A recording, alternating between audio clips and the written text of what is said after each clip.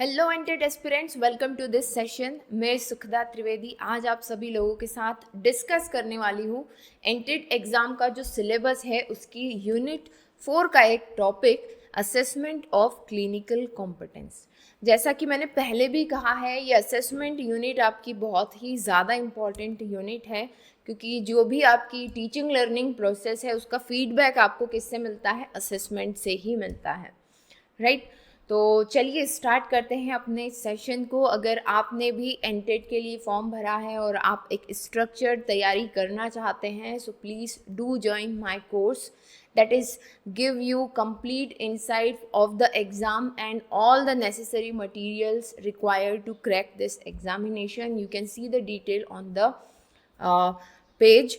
Okay, so let's start. And if you find this session helpful, please like this session and share with your friends, those who are also appearing in NTET examination. Okay, so let's start. So clinical competence का assessment करना है. So first we must know the clinical competence. Although because you are a working professional, so मुझसे ज़्यादा बेहतर तरीके से आप जानते हैं, but we have variety of students. कुछ लैंग्वेज के भी स्टूडेंट्स हैं, सो दे मस्ट नो. उनका बैकग्राउंड नहीं है इस तरह का क्लिनिकल. सो यस, सबसे पहले समझेंगे कि क्लिनिकल कॉम्पिटेंस है क्या, है ना. क्षमता, कॉम्पिटेंस मीन्स क्षमता. So clinical competence refers to, just a second, refers to the ability of healthcare professional to effectively apply their knowledge. So healthcare professionals मतलब कि different types of doctors हैं या nurses हैं, है ना. ये सभी लोग जो क्लिनिकल नॉलेज रखते हैं, उस नॉलेज को अप्लाई कैसे करना है, उन स्किल्स का यूज़ कैसे करना है, एटीट्यूड क्या होना चाहिए क्लिनिकल सेटिंग्स में, है ना. So that they can provide safe, effective and high quality patient care, ताकि वो अच्छे से अच्छी पेशेंट केयर दे पाएँ. So that is a clinical competence.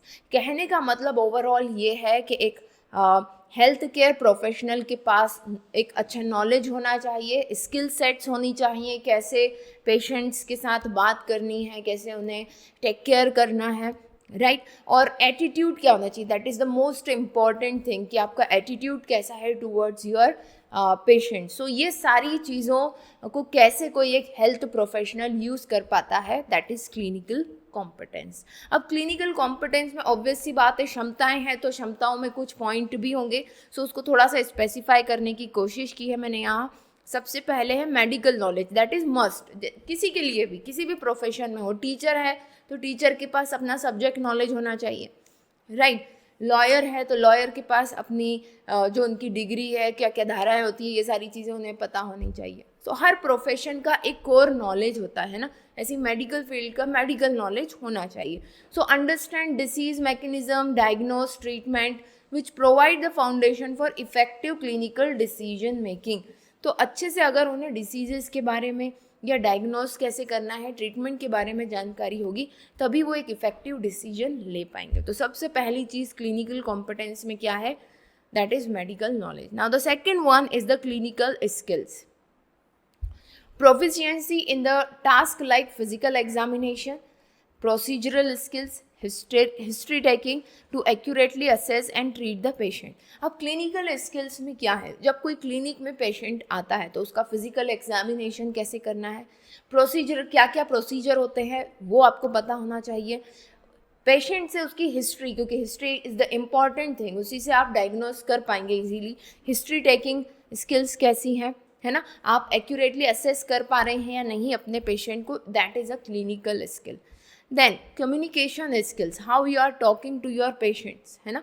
So effective communicate with patients, family and health care team, ensure clarity, empathy and respect.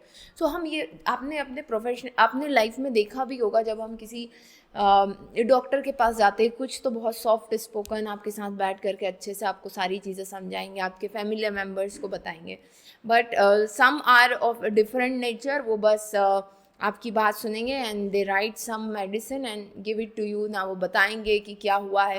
So in that situation you didn't get any satisfaction and then you go for the second opinion, है ना.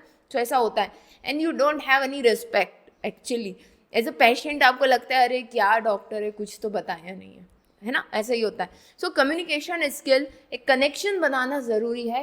You have to build a connection with your patient, okay, and with not only to the patient but your team जो आपके साथ काम कर रहे हैं वहाँ पर. Then the decision making and critical thinking, using clinical judgment and evidence based reasoning to make sound decision under certain dynamic conditions. So कई बार क्या होता है, कुछ critical situation, immediate situations create हो जाती हैं. उस समय हेल्थ केयर प्रोफेशनल में आपकी डिसीजन मेकिंग कैसी है. मान लीजिए कोई इमरजेंसी केस आ जाता है या कुछ इमरजेंसी आपके हॉस्पिटल में हो जाती है. Now at that time you should be quick thinker, है ना, जल्दी डिसीजन लेना और क्रिटिकली सोचना, ये आपके अंदर स्किल होनी चाहिए, right. Then professionalism, demonstrating ethical behaviour, accountability, empathy, respect toward patients and colleagues. So professionalism होना चाहिए. What is this professionalism? किसी भी प्रोफेशन की कुछ इथिक्स, मतलब कि कुछ बेसिक मान्यताएं होती हैं उनकी, है ना. कि एक टीचर है, अब एक टीचर के बारे में बात करेंगे तो आपके सामने एक इमेज आ जाएगी कि हाँ टीचर ऐसा ऐसा करता है, ये टीचर का बिहेवियर होता है. ठीक है, कुछ बेसिक कैरेक्टरिस्टिक होते हैं टीचर के, जिन रूल्स को वो फॉलो करते हैं. ऐसे ही डॉक्टर्स में भी जो हर एक प्रोफेशन का प्रोफेशनलिज्म है ना. सो उस तरह का आपका इथिकल बिहेवियर होनी चाहिए, आपकी बातों में अकाउंटेबिलिटी होनी चाहिए पेशेंट्स के और बाकी वर्कर्स के साथ, आप में एम्पैथी, सहानुभूति होनी चाहिए, respect towards patient and colleagues, interpersonal skills and team work, collaborating effectively with other healthcare professionals, recognizing role within a multidisciplinary team and contributing to a positive work environment. So एक और इसकी आप कह सकते हैं डायमेंशन है clinical competence का. Just second, clearly दिख रहा है ना अभी? हाँ.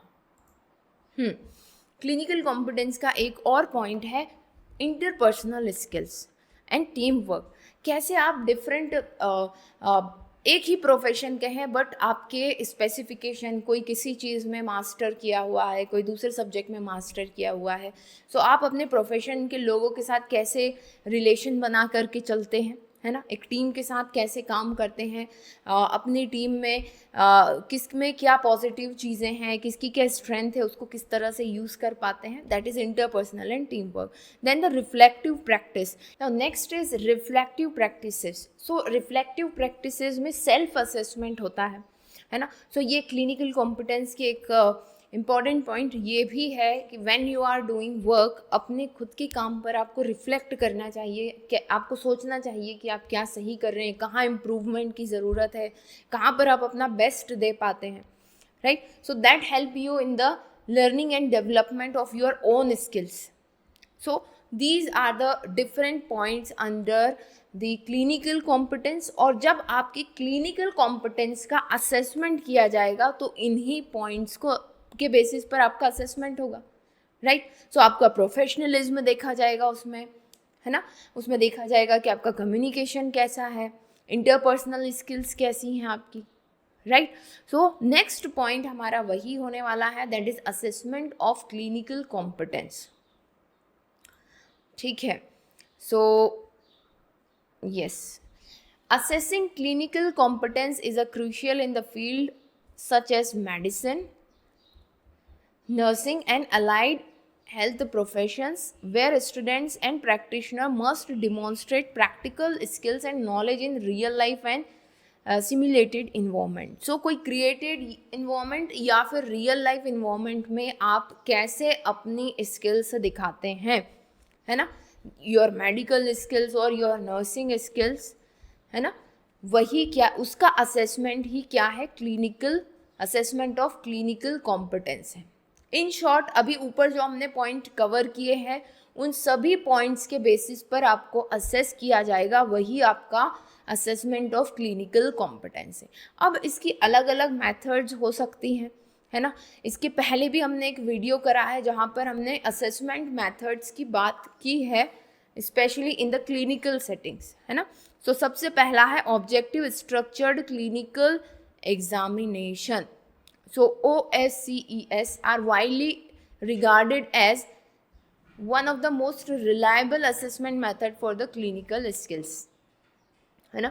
इसमें क्या होता है, they involve a series of station where candidate perform specific task और respond to questions in a controlled and standardized way. तो इसमें क्या होगा, सीरीज ऑफ स्टेशन पर, अलग अलग स्टेशन पर बच्चे जाएंगे, है ना, जो कि ट्रेनीज हैं, और उन स्टेशंस पर जो उनका स्पेसिफिक वर्क है उसको देखते हुए उन्हें असेस किया जाएगा। जैसे कि सबसे पहली चीज़ हो जाती है, जब भी कोई पेशेंट आता है, सो टू टेक देयर एंट्रीज, है ना। उसके बाद जो बेसिक चेकअप होता है उनका, ब्लड प्रेशर लेना, उनका वेट हाइट लेना, तो एक स्टेशन उसके लिए है। फिर the next station is junior doctor, उनकी हिस्ट्री पूछेंगे, है ना। सो ये अलग अलग स्टेशन पर अलग अलग वर्क हो रहा है, वही ऑब्जेक्टिव स्ट्रक्चर्ड क्लिनिकल एग्जामिनेशन है, और हर एक स्टेशन पर एग्जामिनर आपकी स्किल्स को क्या कर रहा है, असेस कर रहा है, ठीक है।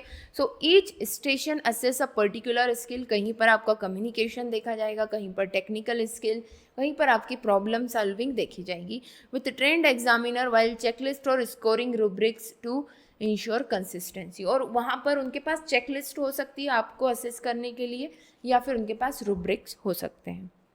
नेक्स्ट है case based discussion, CBD। This method assess a clinician's ability to apply knowledge in a practical scenario by discussing real or hypothetical cases with an examiner। so यहाँ पर क्या करना है, एक केस दे दिया जाएगा आपको, एग्जामिनर एक केस देगा, और उस केस के बेसिस पर आपको अपना नॉलेज अप्लाई करके क्वेश्चंस के आंसर देने हैं। It emphasise critical thinking, clinical reasoning, reflective skills which are essential for effective patient care. Next है यहाँ पर मिनी क्लिनिकल इवेल्युएशन एक्सरसाइज, जिसे मिनी CEX भी कहते हैं। Mini CEX assessment clinical skills, professionalism, communication in a real clinical setting over short encounters. So mini clinical evaluation exercise में real situation में जो है एक शॉर्ट टर्म के लिए बोल दिया जाता है कि नेक्स्ट कैंडिडेट को आपको अटेंड करना है, और ये रियल लाइफ सिचुएशन में हो रहा है, और उसी दौरान जो है आपका एग्जामिनर आपको टेस्ट करेगा। So it's a practical demo actually in the real life situation, ठीक है। क्या क्या चीज़ों का असेसमेंट होगा वहाँ पर, clinical skills, professionalism, communication. An evaluator observe the clinical tasks such as history taking, physical examination, and provides feedback, helping the learner refine essential skill in a timely manner। फिर आ जाता है self assessment and reflective portfolio. Now what is this portfolio? Portfolio actually is the over the time जो भी आपने work किया है उसका पूरा एक कलेक्शन।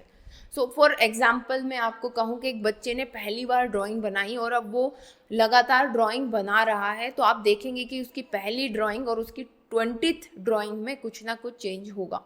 सो उस पूरी ड्राइंग का जो कलेक्शन है that is a portfolio for that child, है ना, स्पेसिफिकली इन ड्राइंग, ठीक। सो इसी तरह से आपका भी मेडिकल फील्ड में क्या होगा, एक पोर्टफोलियो होगा। So self assessment allow practitioner to reflect on their clinical skill and identify the area for improvement, while when combined with the reflective portfolio which document learning experience, clinical cases and outcomes, this approach help clinicians to develop habit of reflective practice, enhancing and lifelong learning। सो आपका जो reflective portfolio है वो आपके जो भी learning experiences हैं, जो भी आपने क्लिनिकल केसेस अटेंड करे हैं, है ना, उससे क्या आउटकम्स आपको मिले हैं, वो सारी चीज़ों का कलेक्शन क्या है, रिफ्लेक्टिव पोर्टफोलियो। सो ये भी एक तरीका है आपको असेस करने का। वो जो इवेल्युएटर होता है वो देखेगा कि आपने किन किन केसेस पर काम किया है और जो आउटकम्स में क्या इम्प्रूवमेंट देखने को मिला है। द सेम थिंग जो मैंने ड्राइंग वाला एग्जाम्पल दिया। Yes, so next is simulation based assessment. Now what is this? Using high fidelity mannequin standardized patients or computer based simulation, these assessment replicate clinical scenario in controlled environment। So एक controlled environment में आप कह सकते हैं एक dummy patient के साथ या फिर एक पुतले के साथ आप प्रोसीजर्स करके दिखाएंगे, राइट, कि कैसे आप जैसे मान लीजिए एक छोटे बच्चे को संभालने के लिए नर्सेस को ट्रेनिंग दी जाती है कि कैसे उठाया जाता है, कैसे उन्हें है ना वो कपड़ों में बांधा जाता है, दैट ऑल द प्रोसीजर। सो बिल्कुल वही है कि एक आपको कंट्रोल्ड बट रियल इन्वायरमेंट दिया जाएगा रियल पेशेंट वहाँ नहीं होगा, बट ऐसे जताया जाएगा कि हाँ ये आपका पेशेंट है, अब आप इस पर प्रोसीजर करके दिखाइए. So this is the simulation based assessment. Okay, now the multi-source feedback, MSF, so also known as 360-degree feedback. MSF gathers performance evaluation from a variety of sources. अलग अलग sources से आपके बारे में feedback लेना, including peers, supervisors and patients. So ये किस में आ जाता है? That come in this multi-source feedback. It offers a well-rounded view of clinical competence by including feedback on soft skill, communication and professionalism. So multiple factors इसमें देखे जाएंगे. Then the written examination, that is the last one, है ना. So although not a direct assessment of a practical skills, written examination, MCQs, case-based questions and the short answer questions test clinical knowledge and decision making skills which underpin practical competence. So यहाँ पर आपको कुछ practically नहीं दिखाना है, but yes to check your basic knowledge, your content knowledge, आपकी practical skills कैसी है, उसके लिए आपसे डिफरेंट टाइप्स के क्वेश्चंस पूछे जाएंगे क्वेश्चन पेपर में. वो केस बेस्ड भी हो सकते हैं, शॉर्ट आंसर भी हो सकते हैं और टू द पॉइंट MCQs भी हो सकते हैं. Right, so that is all about the topic assessment of clinical competence. I hope कि आपको क्लियर हो गई होंगी चीज़ें. So soon we will meet into the next session. Till then, bye bye and best of luck.